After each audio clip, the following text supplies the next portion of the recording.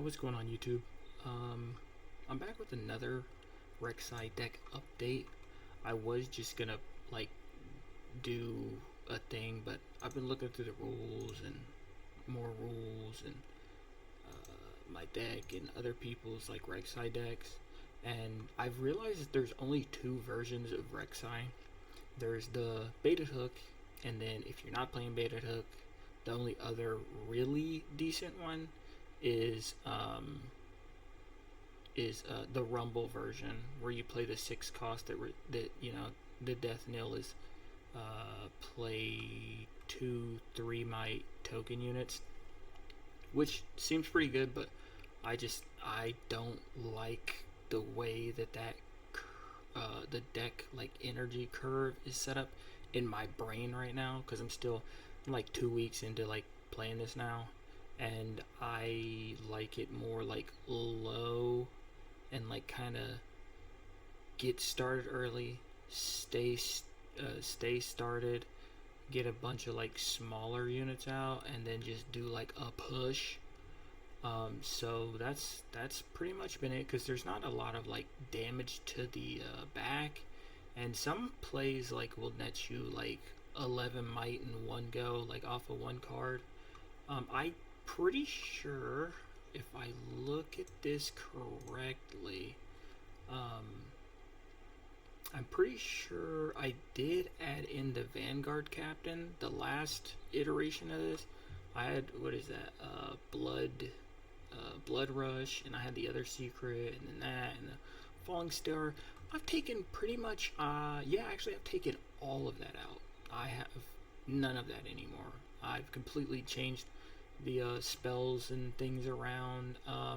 I added some more gear because I realized that a lot of the time against like Aurelia, well, like green purple decks, like the green purple and orange decks, or I guess I should say Fiora because she's orange yellow, like a lot of the times they'll have cards that just like counter like your spells, so you can't really like get around them. So instead of trying to deal with shit like that, what I've found to be the simplest way for me anyways is the new deck profile that I have. I think this was actually, I think this was the other one that was uploaded to YouTube. Oh no, this one had like shakedown. This one was, yeah, no. This is like the deck that I think most people think of when they think baited hook, which I found, like, I used to think that these used to be so good. They're fucking trash. Like, legitimately, you're just wasting your time with them. This guy's still good, but I can never ever convince myself to play more than one of.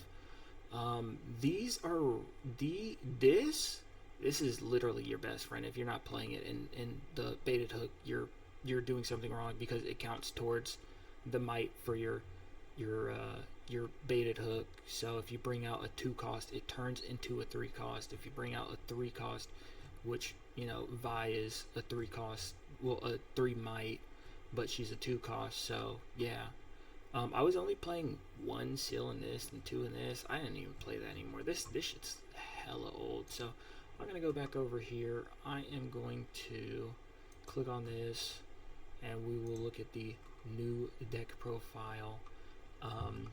Actually, I think I downloaded it here, so I think I can open it.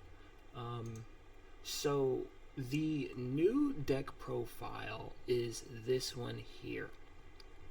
This one I still only play 1 Rek'sai. It's in the champion zone. I play 3 Seal of Rage. It's been treating me pretty well. I think I get it a little too often. I might cut it back by 1, but I'm still not sure yet. It still feels fine at 3 until like I draw all of them. But even then, if I do draw all of them, like they're most of the time they're usually useful, because I found if you have seals, you probably should play secrets, because then, I mean, hiddens, because then like the hiddens are free and they can't be like countered. Like, I mean, most counters are reactions, but like if you can play them for free and then somebody else has to spend like energy or power to do that when you literally just got to put a free one down, like, come on. I'm still, I'm not really working on the numbers. Like, some things are just interchangeable. Like, this is gonna stay at 1. This will be 3 or 2. This is gonna be 1. I put in longsword because of the way that longsword works. It's actually really, really good with baited hook. Like, it's definitely like, I was running blood rush, but I put in longsword because I realized that once you pay this initial cost, and since I'm playing so many seal of rages, like, you only have to pay like the 1 seal of rage, and then it's just 2 energy, and then it's 2 might to a unit. Since it has quick draw, you ignore the attach thing because the effect attaches it for you, so you don't actually have to pay 2 power to do it. You just pay the seal of rage, and then you get it, quick draw reaction, so it boosts up. So it's like if you played like just blood rush like 1, but it's an all the time. So once you get done with this, you can just attach it on your turn to like a token. Let's say that you generate tokens, you would attach it to a token that you have, and then you would have a free 3 might that would turn into a 4 might, which most of my things are 4 might except for 4 cards in here. Like all the units are pretty much 4 might or lower, except for Darius and this guy. Which if I attach it to this, which most of the time I will attach it to this, or just if I attach it to this becomes 4 might, and then I can summon anything from my deck. I can attach it to this, and it becomes 4 might, and I can summon anything from my deck. So since I'm playing baited hook, the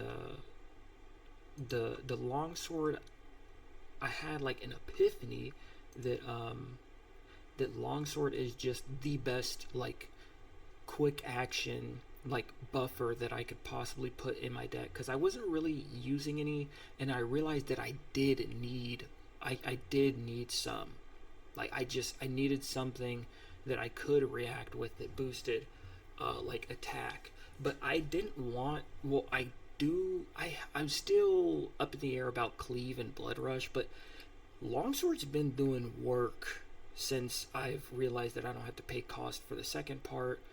I have so many rage seals that usually if I do use one of these, it's just going to be with the rage seal, so it's pretty much just like 2 energy free, so I just leave 2 energy. And then it also is a gear, so it just goes back to the back line, and then you can re-equip it, like I said, to like some shitty unit to make it 3 to turn it into a 4. Like, which I need to look more into some 4 cost. I mean, some 4 might units, but I haven't played this enough, tested enough to see if I need to do that.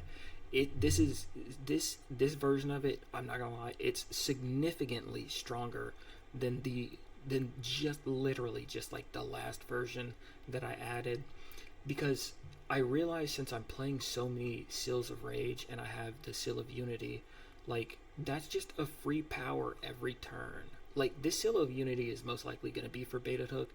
The Seal of Rage is most likely going to be for my secrets, or it'll be for Void Rush, or the equipment, or like, these guys. These are just necessary. Somebody said, I was talking to somebody's Discord, and they said that like 3 Seal of Rage is like overkill. But I was going to explain it to him, and then I guess he looked back at it and then realized exactly what I realized. Like, it's really not. Like, if you draw 2 in the beginning hand, like, legit, I don't know if a lot of Rek'sai players know about the whole floating energy mechanic by tapping your runes, but like, let's say in your first hand you have, how does this work? I've never done any of this before, so I'm just trying to see. So can I do this? So let's say you have in your opening hand, you have Seal of Rage, right? But you also start with Noxus Hopeful. What you can do if you're first turn player is you can tap, I don't know where the runes are. You can tap, if as long as you start with a red, you can tap both of the runes already to float them. You don't have to play a card when you not float runes. I try to use the correct terminology because like saying different ones will confuse people later on. But you can float 2 energy by tapping 2 runes, so they're 2 exhausted runes, but the energy is temporary for that turn. So what you'll do is you'll tap those 2, you'll play the Seal of Rage. You still have 2 floating energy or temporary energy for the turn. It disappears at the end of the turn. You play this. You pay the cost by recycling 1 rune back to the rune deck. Then you're at 1 exhausted rune, and then you play this guy that has Legion from your hand, a 4 cost 4 might unit on turn 1. It is a very strong play. Most of the time, if I do that, usually that game's it's going pretty well. How do I? Okay. So that's one interaction that I have with that. If you open up with multiple of them, you can also just use like Rage Seal. If you just have like a little 2 cost, or like a Vi, you can bring out Vi if you have one of these as well on the first turn by tapping 2 of the runes to exhaust them, to float the energy, then to do the Seal of Rage, because this comes out ready. So you'll spin 1 back, you'll have 1, you'll tap this for the power, and then you'll bring out Vi. So you can bring out Vi on first turn with these Seal of Rages. For the longsword, I explained why it's so good, because it is reaction speed, and it cannot be countered by the usual green decks with what's it called? I'll go in here and I'll find it. So in this video, what is it? Counter. So there's a lot of like counter spells. Why is the other one not showing up? It says 4, but I don't understand it. Okay, we'll do it like this.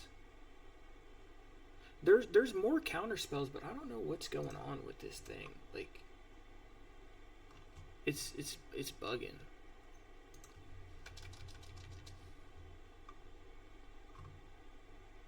What the fuck?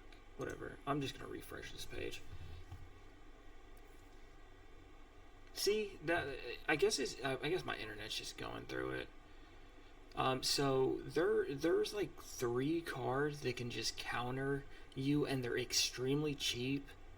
And when you play against like a Fiora, well, I don't want to say a Fiora, but I think it's Fiora that has it. Yeah, so Fiora and Jax, I think they also have counter spells. I don't really run into these 2 a lot, but with the new power creep and how OP fucking like Chaos is, or Purple is, like Hard Bargain pops up a lot. I gotta play against Dravens, Kai'Sas, fucking Ezreals, all that other shit. And the best way that I've found to ignore half of that shit is this says counters a spell. This says counters a spell. This says counter an enemy spell or ability that chooses chooses a friendly unit or gear. So this only works if like you're targeting their stuff. But these 2 are for counter spells. This one is also, it says counter a spell unless its controller pays 2. So I just decided recently that it's 10 times better if you just go ahead and play the longsword. Yes, it doesn't give you as much power, but early on and even later in the game, they're going to have a bunch of dead cards in their hand because they're going to be thinking that, oh my god, dude, they're going to play so many spells. Well, you know, people are going to be like, oh yeah, they're going to be playing spells, so these cards are good. But in actuality, I think I like have how many spells do I have in my deck? I think in my deck, oh no, I will just go here. What is wrong with this? In my deck, I truly don't play that many spells. I have, where is it? Energy curve. Yeah, this energy curve stays low. Power distribution, cards. I have a total of 7 spells in my deck, which 2 are hiddens. So I'm most likely just gonna pay the power for those, and then just hide them. Especially this one. This one I most likely will play for my hand. I mean, if they counter it, I'm not. I mean, I guess it'll hurt a little bit later, but most of the time I'm not too worried about that shit. This is the only one that's really big though. Like if they counter this one, it does feel bad, but I mean, I'm just gonna shove it back with fucking Vi, and I'm gonna get it later because of Baited Hook flies through my deck. Legit, in 3 turns I've cycled through 15 cards of my deck. Excuse me. And that's not including like if I have this or if I've activated like Rek'sai's ability or the legend ability. So yeah. Also, I guess you could play the when you conquer, check the top 2, and then recycle them or put them at the top of the deck. You could play that. I've just found that most other decks, like even though they don't have synergy with it, they actually usually get more value out of it than I will, because it's not like I'm gonna draw those cards. And in this deck, even if you look at some other deck profiles, like Rek'sai metagame tournament decks, like that ass, like I don't, how do I look up which one? Can I just type in Rek'sai? Will it pop up? So, okay, so I think, well, 2 of these did. With these, I promise you, you're gonna look in here. There's gonna be like almost no drawing power. Like it's just the way that Rek'sai works. Like that's just it. Immortal Phoenix, Noxus, Darius, Fervorous Forerunner. That's the this is the whatever it's called. Seal of Rage 3, Blood Cleave, Call of the Week, Falling Star, Hidden Blade. Hidden Blade is a little bit of like draw power, but it's really not. It's like, let's be honest, it's really not like draw power at all. So yeah, that's that one. These are just top 128. So this one's a top 32. So we'll see. Oh, never mind. There are only 55 players there. This one's 95, top 32. I think that's respectable. So this one, when was this? 28th. So I mean, it's pretty recent. This one has Honest Broker, Vi, Void Hatchling, which if you want to, you can, but I just haven't found it. Also, this one's more of the whenever I see Fervorous, like, I just think that it's the other one. It's got the Rumble stuff in it, Call of the Week, Falling Star, 2 Hidden Blades. Like, there's really not a whole lot of draw in any of these decks. So when I'm looking at most of them, and then I'm going to like my deck profile and I'm looking at this, and people are telling me to like play other stuff and things like that. Why is this bugging, bro? So I'm gonna open up this. Yeah, I watch anime. What about it? Okay. Anyways, so the whole reason why I brought that up was because of like spells. Like nobody's playing spells to like draw cards or anything. It's usually just for like attack and stuff. So I just circumvented that and ignored all the counter cards that usually make it a little bit harder for me to play through a turn by just putting in longsword. Like if you can't beat them, then just ignore them. That's how I see it. So I ignored them. For Vi, I mean Vi is just so necessary. Vi is actually so necessary because you can bring her back with Matron. You pretty much sacrifice anything to get to Vi as well. So if you bring her back with Matron, or you bring her out with baited hook, you can accelerate her from Rek'sai. And if it's late enough in the game, you can just recycle everything back, and then she can hit like 11, 14 pretty easy. But at the same time, there are games where I don't really have too much stuff in my grave because like I'm just pumping out a board, and like they couldn't stop it, or like their deck just didn't give them what they needed at the time. The only decks that I really have to worry about how I'm playing like for a board, and worried if they're gonna clear my board if I like start stacking that shit, is like Ezreal, like anything with blue, because if they drop that fucking 7 cost and they -3 from everything, that's this deck's like weakness. Like that 7 cost that -3 from everything is this deck's weakness. That is so strong. That it is ridiculously strong. Like I'd rather be hit with a hidden power, or unchecked power or whatever it is, than that 3 cost. Because like it's gonna do the same thing, but then he just has like a 7 might unit on board. And also with the unchecked power, it exhausts all of his units and shit like that. So it doesn't. You can't really do anything after that.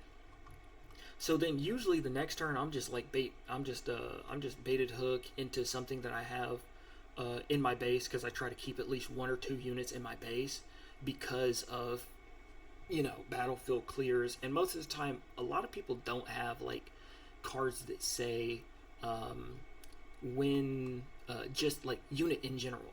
Like they're usually like unit on a battlefield, or target this on the battlefield, do this on the battlefield. So that's usually how I get around that. Void Rush is, I mean, if you're not playing 30 legit, you're not playing Rek'sai.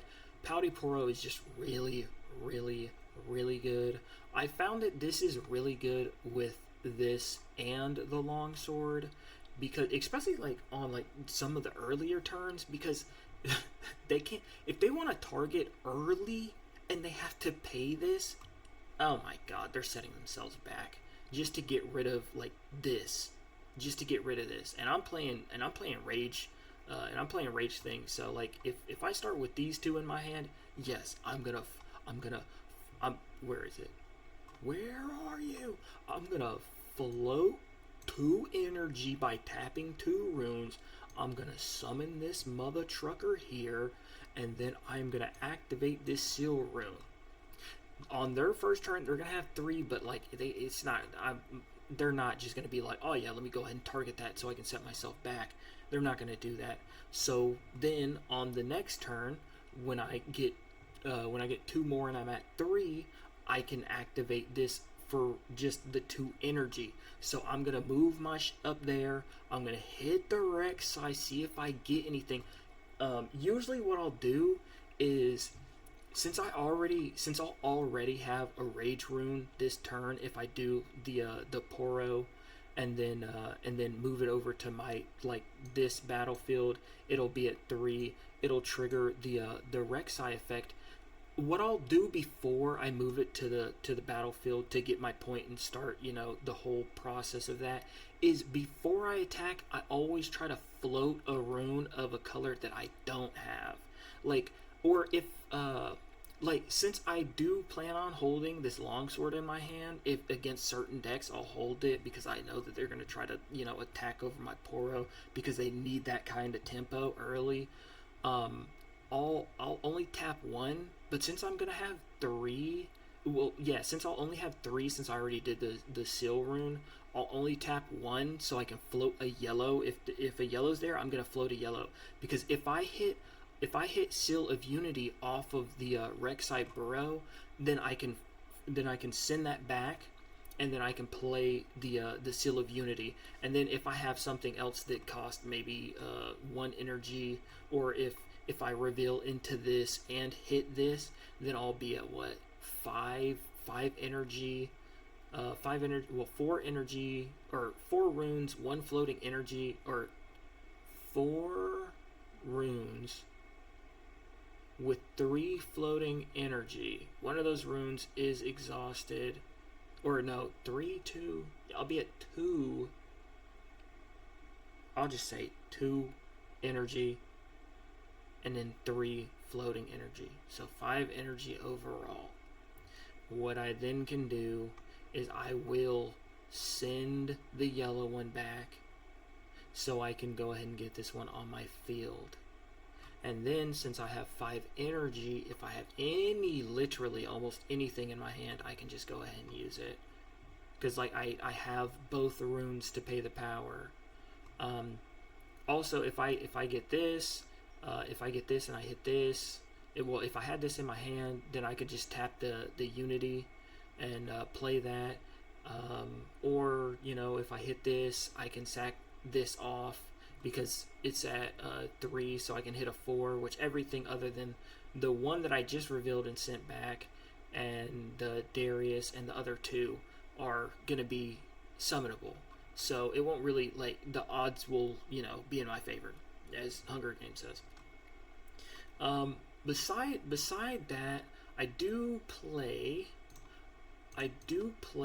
this card as a one-of, because I don't really care if it's in my opening hand, but I played it at 3, I played it at 2. It's just too much. It's too much. It is really good, because you kind of, like, everybody always complains about the consistency about this deck. If you want more consistency, like, if you're playing 3 Vi, to be honest, you could do this. You could just play 2 of these. Like, it's free. It's free hand fixing. Like, deadass, like, something dies, like, because I play so many tokens in this deck, that, like, you can just swing a token in, get this to trigger on your turn before the showdown that you want to trigger the Rek'sai.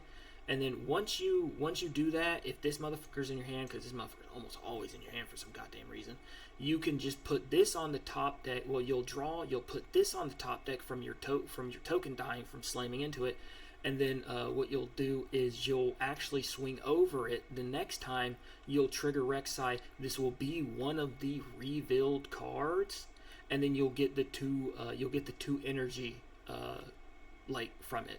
So this card is actually a lot better than I think people give it credit for. I don't see a lot of people with this in their deck profile. I might change it to 2. I might not. I am more attack oriented with the tokens, and with the Bushwhack. It seems like it might turn into something like that, to where I can fix my hand with this a lot more. But I still have some testing to do with like token generation cards and things like that. So I'm gonna keep it like that for now, just at 1, because if I get 2 early and I don't get a unit, I'm mad. If I get this later in the game, it's still really good. If I get this mid game, it's still really good. If I get this early, it's really good. But I never ever want to see 2 of this in my hand early, like, at all. Just because I like if I ain't got any units, like, then I can't do anything with it. It's different from, like, me playing. It's different from me, like, playing like 2 Vaynes, because like with Vayne, I'd much rather not get both of them in my fucking hand. But then again, I play like the seal runes and shit, so I can always just bring her out and just beat over some shit. I mean, Vayne, it's 2 to 5. It's literally 2 to 5. Like she's just good, and she will always, and she readies herself. Like I'm fine with drawing an extra Vayne. Like I'm not gonna complain about that. The Bushwhack, I always forget that this does generate a gold token. So if you don't feel like you'll need it this game, you can always just spend that shit to get it in the grave for Vi's boost with a seal rune. So it's literally like 2 energy. You can ready anything that you summon, and you get a gold token, and you get a gold token unit, or gold token gear, I should say. So next turn you'll get an extra power to play.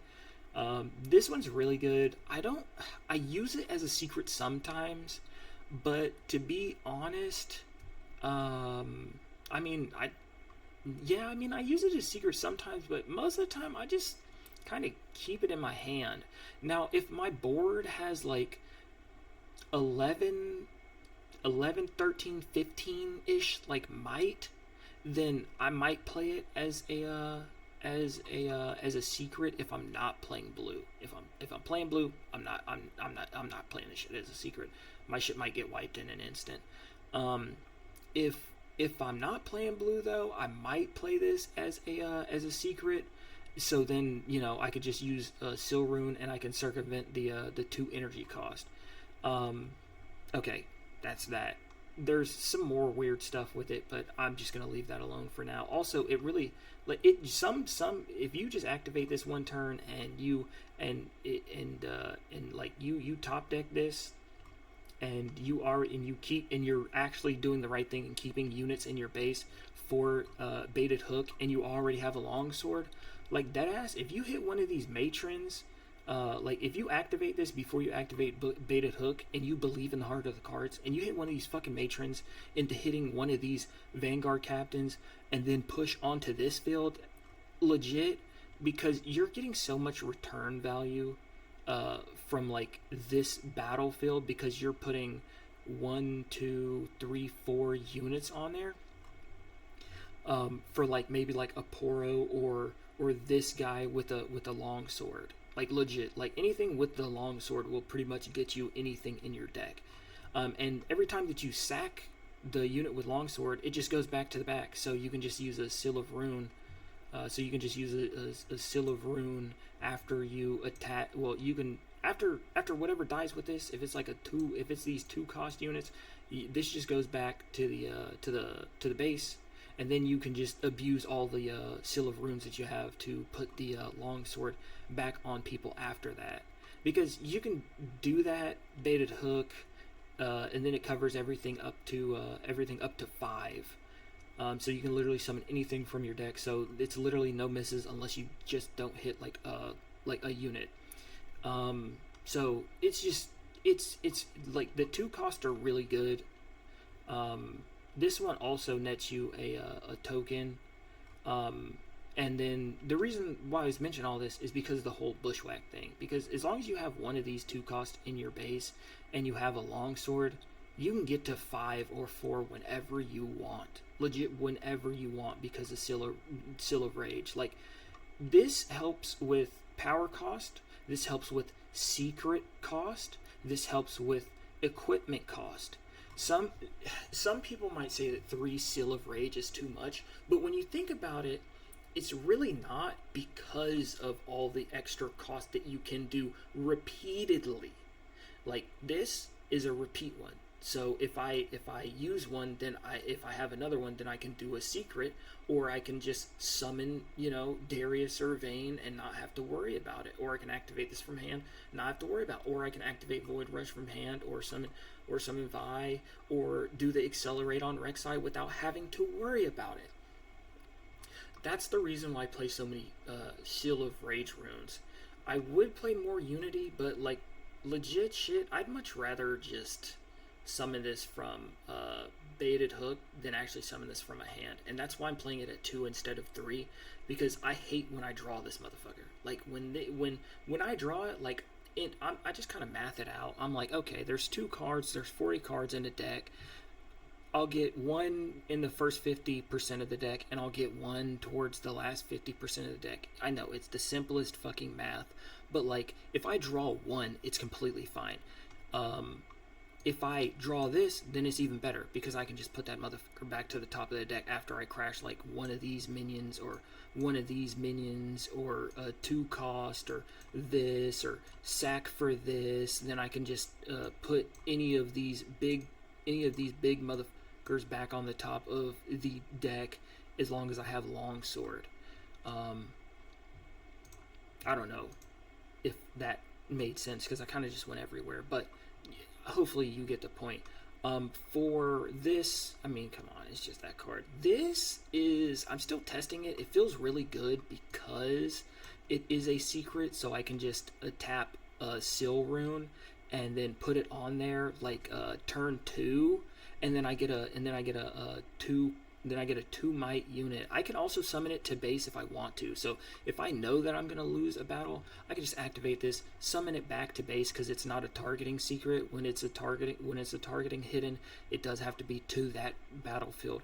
But this one just says summon the token. So if I wanted to make sure that I have a unit for baited hook the next turn, I just activate it and put it in my base. If not, I activate it, put it on field. Most of the time I'm playing on this field, so I'm double dipping on this, because usually if it's just one-on-one, like on turn 2, or like 3 or some shit like that, usually if it's a one-on-one, I'm only getting 1 might from this. But if I have this down because I had like an extra seal that I can use and just put it as a secret on my Poro, then I actually get 2 might from this, compared to the 1 unit that's attacking into this Poro that's only getting 1 might from this. So then I'm actually summoning, it's like 3-6 compared to their thing that's most likely only going to be like 2, 3, 4, maybe 5. If it's 6, then it'll clash, which is fine with me. Because that means that I'm denying them a point. But if some fucking how on turn 2 or 3 they're bringing some big shit out that is gonna beat over 6, yeah, I'm just gonna put this motherfucker in my base, and then I'm probably just gonna try to sack it off or do another push next turn with something else. This one's actually surprisingly good. Like, I kept on looking at it and I was like, why the fuck would I play that? But then even like, especially like with longsword too, like if I already have this, and then I got this, and then that, and this, that, longsword, your board's already it's already pretty solid with this as well, and then you can sack it. It's pretty solid. Baited hook, I don't really think I need to explain too much of baited hook. Everybody keeps on saying like it's bait, which, it is, but baited hook's actually pretty good from all the testing that I've done. I only have it at 2 though, because you don't need it early, but like I said before, I do simple math, and it should be in like the first 20 cards, and usually the rest of my deck's pretty low cost, so I should be good to like set up a board and do whatever I need to early to get to the point to where I can do this, because I'll get a couple of Rek'sai procs, or I'll have this, or I'll do this, or I'll get the Void Rush and do that, but things like that. This I mean, legit, with longsword and baited hook and token generation is just, it's so good. That's why all of my units are such low power, because like I don't generally know how many turns in a game like they usually last, but I'm trying to like end the game around like turn 5 or turn 6. Like that's when I'm planning on getting like, that last point. So tokens and baited hook with a long sword and these seals, either one of these actually is like really just good in general, because you can just pay the cost for this for that. This you can do it with the seal. I only play one because I don't like I said before. I only play two of these, so I don't mind seeing it early.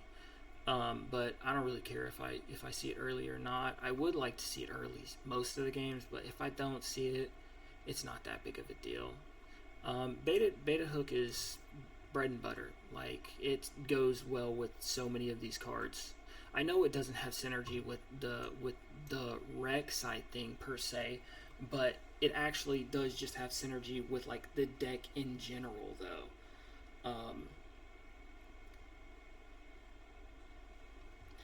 Because of how like Rek'Sai's thing works and the accelerate, and then because of Matron as well, bringing out like Rek'Sai, he can give himself accelerate, and then once you bring him out with Matron, you can do baited hook, or there's a lot of different circumstances that happen where it's like, okay, I'm gonna activate this, do this, bring this out, and then I'll be able to activate this that'll summon stuff from somewhere else, and then it's good.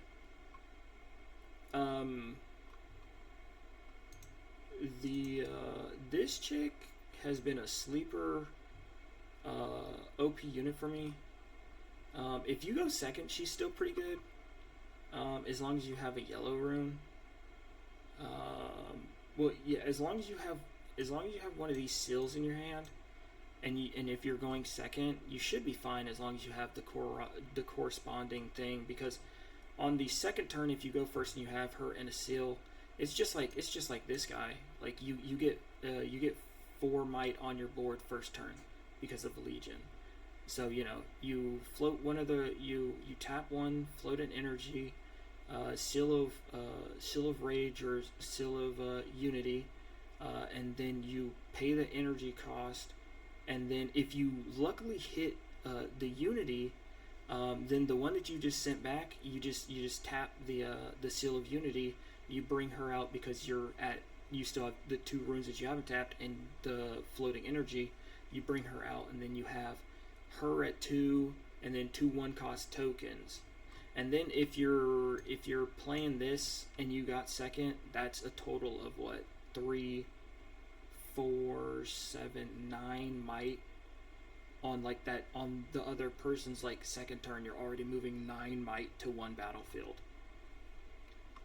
And that's not including like if you start with a baited hook as well, like because you would do this play first and then you go baited hook on the second turn after you move them, get the conquer, do the Rek'Sai, float some to make sure if you get some more seals you can do them instantly, and then see what you get. If you get anything good, cool. If you don't, it's whatever.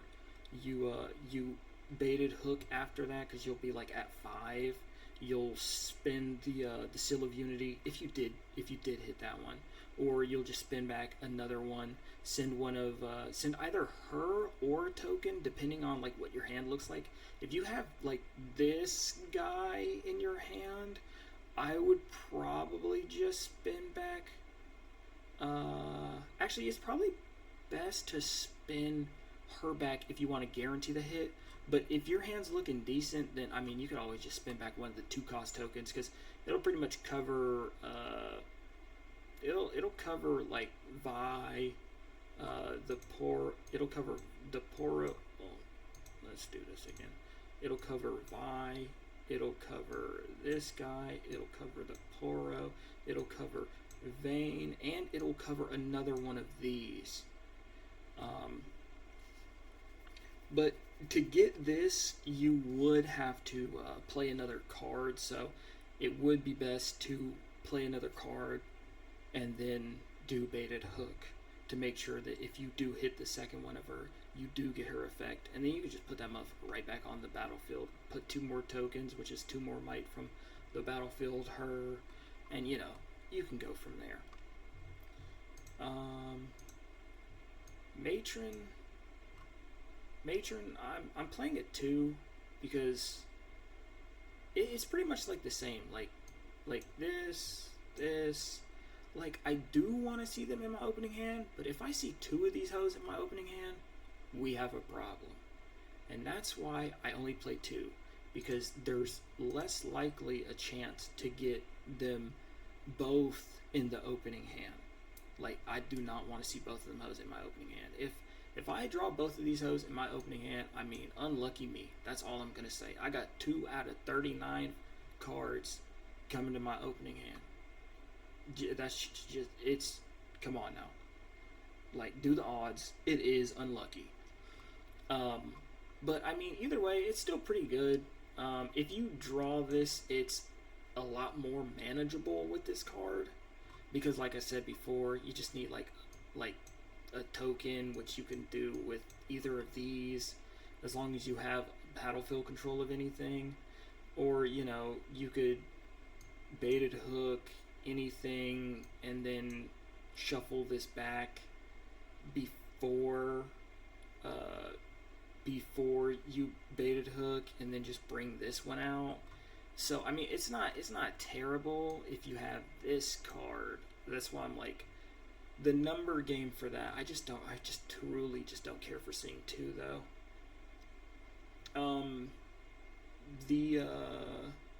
I don't know, I keep on thinking about it. I'm like, 2 is actually probably not too bad, but I would hate to see 2 in my opening hand, like before I have baited hook set up. Like, it's just, I mean, it would still be fine as long as I had units, because then I could just put them on the field, and then I could just activate it, and then I can just like shuffle what I need back into my deck, what I don't need not in my deck, because you know, you just draw and recycle. Like, it's pretty much like this card's actually, it's really good, but my brain hasn't caught up to like how good it is, or it knows exactly how valuable it is. Matron's crazy because you can get it off of baited hook. You can pay an extra energy and a seal rune to make her ready, and then you summon this one from the grave and do the same thing, and then they got 2 tokens, and then you just kind of like swing into shit. Or you could do that with her and Vi instead. Especially later on, you could do the baited hook into this one and Vi, and then just start shuffling shit back, and then you have already you have accelerated Vi pretty much for free with these things, because they're like almost always there. So she's pretty good. If you draw in your hand, it is gonna like slow it down a little bit, but it's not too big of a deal. For this guy, I mean, this guy's just fantastic. You reveal him, and you've already played a card. Like, he's just 2 cost.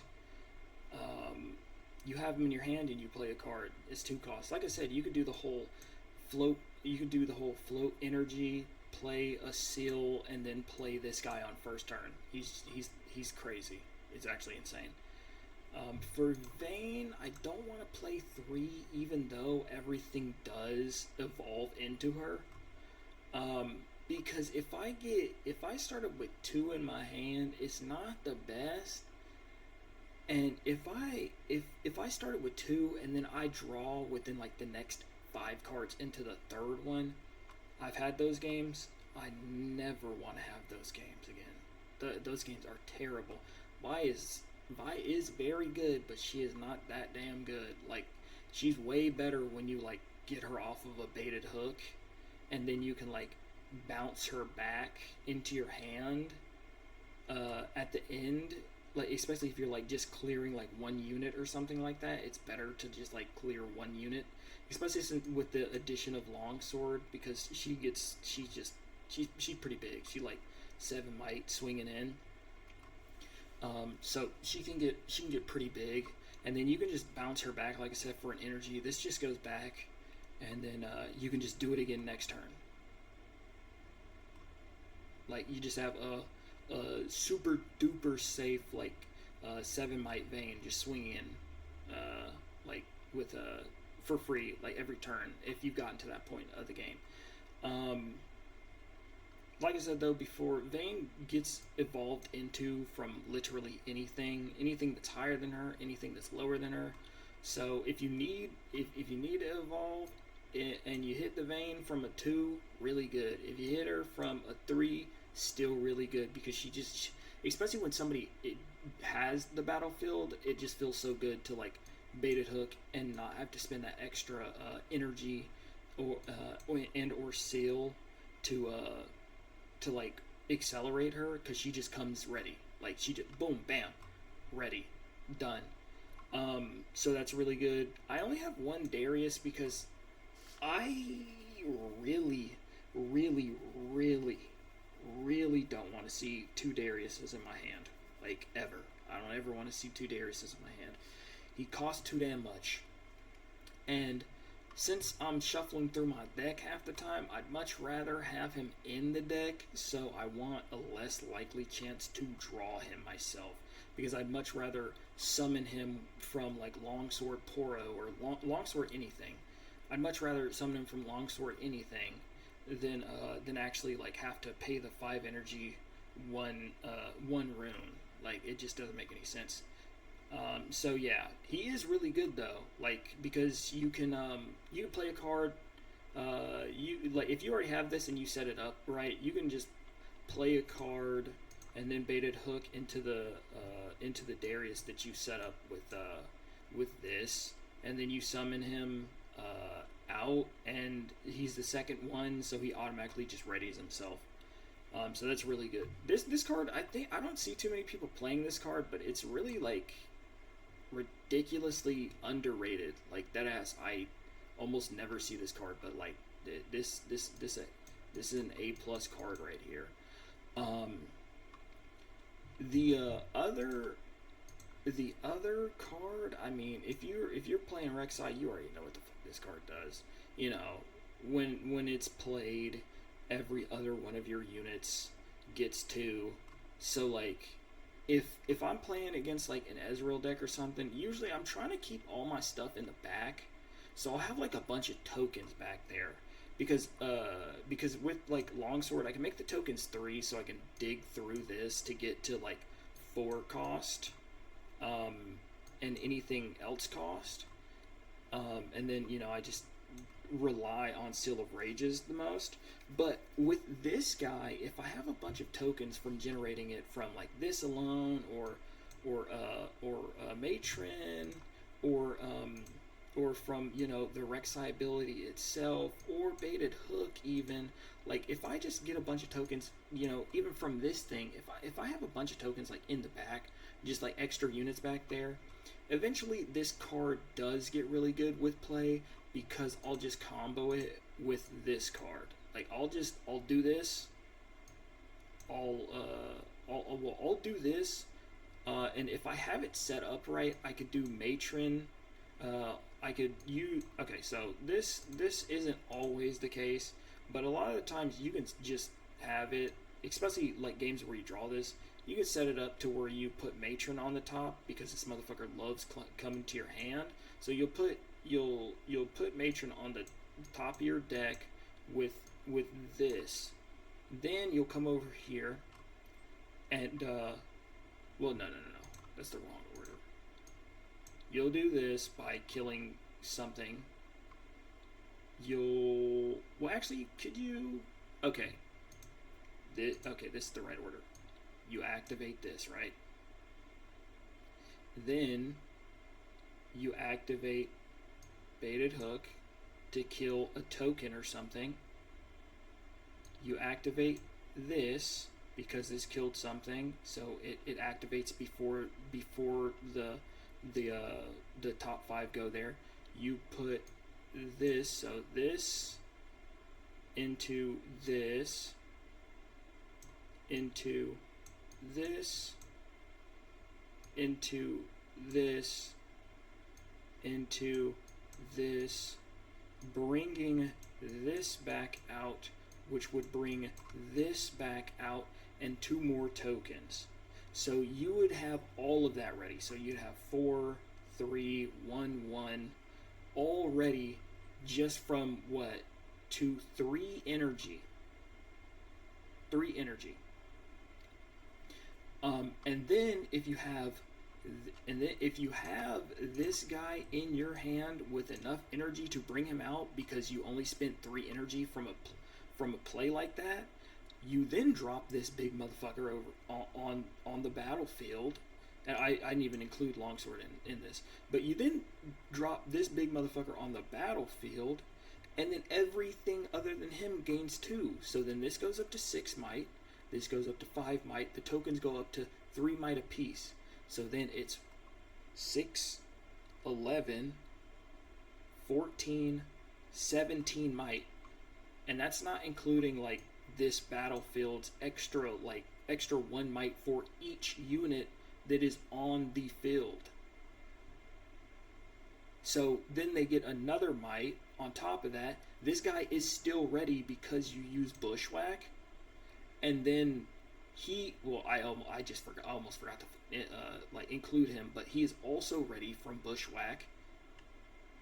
So then you actually have, what is that, 5, 6 might from him. You have 6, 7 might from him.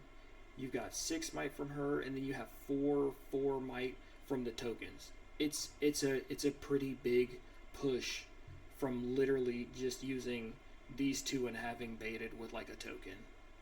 Well, if you have these, if you have this, and this in your hand, like, and you have those 2 cards, like, those kind of pushes get fucking ridiculous.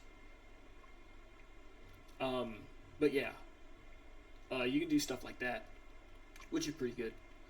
You know, also this guy reveals mana, or reveals energy, so, you know, you get him off of this, you get him off of this. That's pretty much it.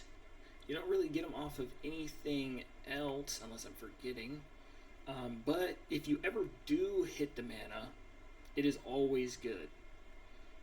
Because if you hit him and this guy in the same go, and it's like turn 2, like the guy's just pretty much free.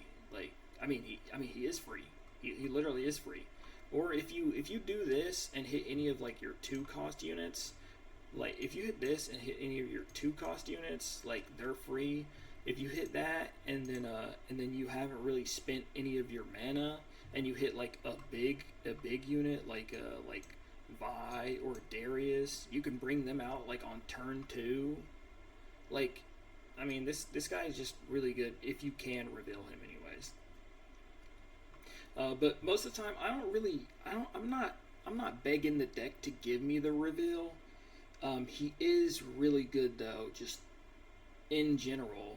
If you're looking for like the all-in plays off of like one beta hook play, and you have Bushwhack, like him and Bushwhack in the same hand, that's when you're like trying to set up, you know, that play. But yeah, that's my deck. I do have this Azir one, but I was trying to see if an interaction works, and it doesn't work, so I might take it away. But then also, I do like being able to take units back. Like, if I conquer with Matron, I would love to put that bitch back in my hand. Because like if I do let's say a Bushwhack Matron play, and I summon this and I get the other 2 tokens, that's an 11 might play. I'm gonna send it over there, and I mean they might kill this chick and this. Well, actually they probably will kill these 2, so I only have the tokens left. But yeah, you know what?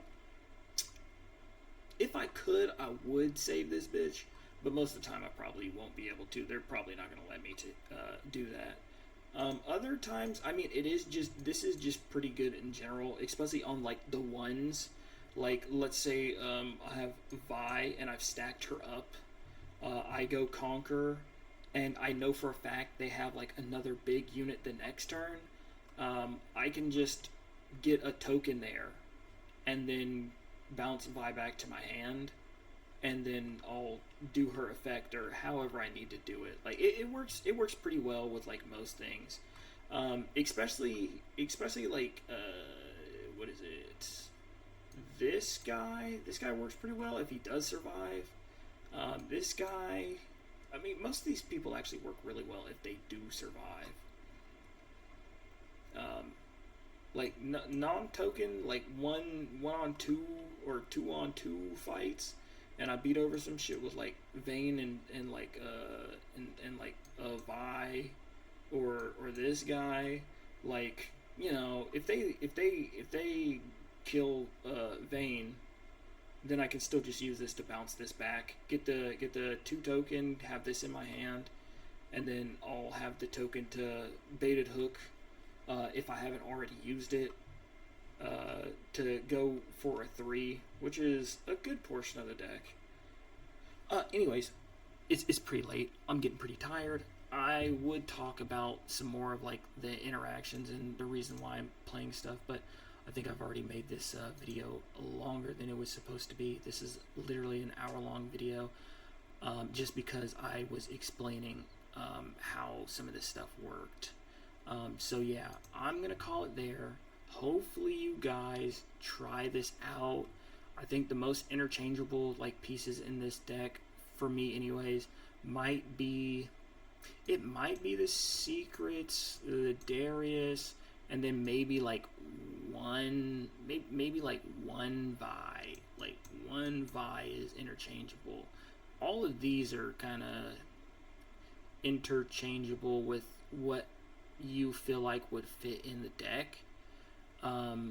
Because nothing's concrete for me right now. Other than like everything else, I'm not changing anything. Like once I found this chick, I was like, oh wait, that's actually really good with like this, because it makes it so much better. But yeah, so just like these 3, if you want to, or yeah, these 3 and 1 Vi, you can probably like change around how you see fit. If you want to try to fit in the Rumble core, you can. I just don't really fuck with it. But yeah, if you enjoyed this deck list, please leave a like. Sorry I talked for so long, but I'm really truly trying to explain how this deck works, because I hate when I'm you know, in something and somebody's like, oh man, dude, I haven't played against a Rek'sai, or oh man, dude, Rek'sai's he's just trash, or you know, this and that and all this other stuff. I just hate hearing it, because like I feel like Rek'sai has a lot of potential, and I feel like I'm almost there. I truly do feel like I'm almost there, because I've been doing pretty good against most decks recently since I've made the longsword change, the tokens. Since I've added in the token generator, the longsword, and the 3 seals, and also like floating energy.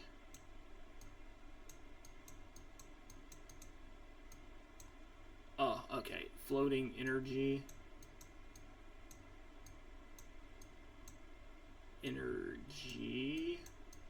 Since I've added in like these, and I've been playing more around like the floating energy aspect of this deck, because that's what you have to do to make this deck even slightly competitive.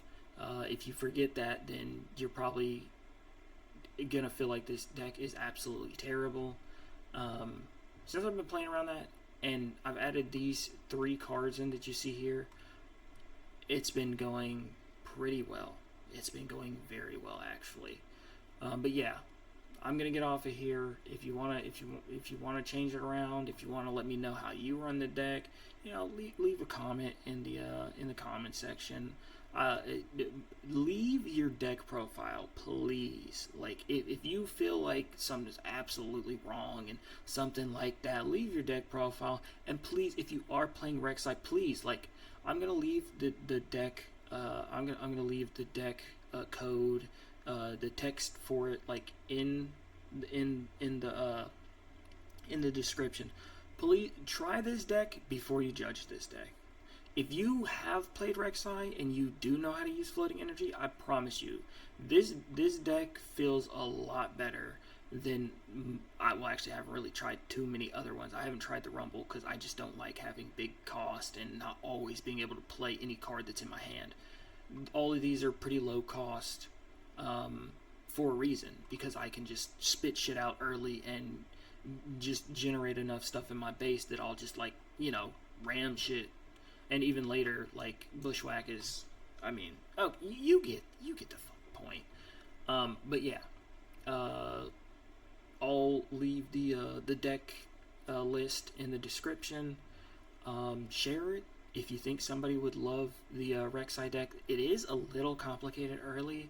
Like, it's actually pretty simple, but, like, I think just the interactions themselves are complicated. Like, this is pretty much just a summon all these units, beat the shit out of the other guy, but a lot of the interactions are pretty complicated, so it can get confusing sometimes, like with like timing and how this works and yada yada yada, and reveal this and do this, float this, bounce that back, do that, ready this, all that other shit. So I can understand why most people just kind of tend to stay away from Rek'sai, but this was literally like, I played Lux and then Renata.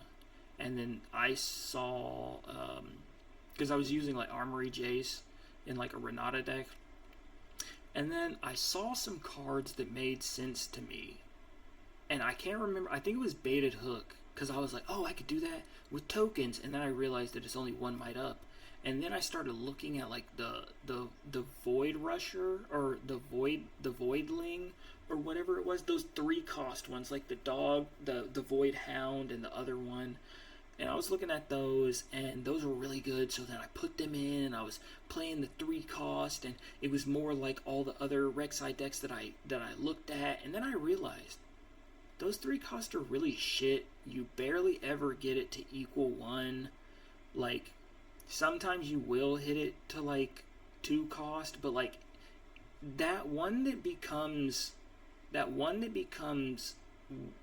3-cost that becomes 1-cost is kind of like, it's like the real Baited Hook, because this guy is just not the same as that guy. When you reveal him and you've already played a card, which you can just do, like, you automatically get 2 off of him. That other guy, you legit have to reveal him, or that motherfucker's in your hand, big chillin', and you have to just play 3, which 3 energy really isn't that big, because there's no power cost associated with that card. But at the same time, like, I'd much rather just play a fucking a 2-drop on this field and then summon pretty much anything in my deck except for these 2. So yeah, I don't care for that card at all. Okay, I'm gonna get off of here. No more talking. Have a good night. Hopefully you guys enjoyed the deck profile. I'll update another one if anything major changes. Oh, also, Happy New Year. I'm out.